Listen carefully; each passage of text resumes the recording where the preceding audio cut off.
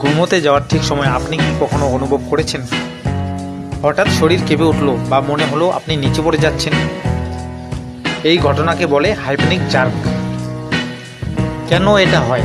Number 1, মস্তিষ্ক ঘুম আর জেগে থাকার মধ্যে ভুল বোঝে। আপনি যখন ঘুমে ঢুকছেন তখন ব্রেন বুঝতে পারে না আপনি ঘুমোতে যাচ্ছেন নাকি জেগে আছেন। এই বিভ্রান্তিতেই শরীর কমান্ড পাঠায়, সতর্ক হও, তাই হঠাৎ ঝাঁকুনি লাগে। নাম্বার 2, পেশি হঠাৎ রিল্যাক্স হতে গিয়ে কেঁপে ওঠে।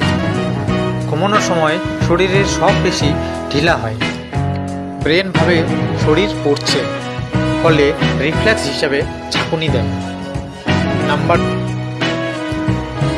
3, যাদের স্ট্রেস বেশি, রাতে মোবাইল বেশি দেখে, তাদের এই জার্ক বেশি হয়।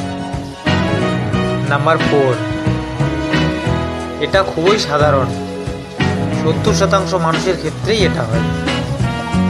এটা কোনো রোগ নয়, ভয় পাওয়ার কিছু নেই।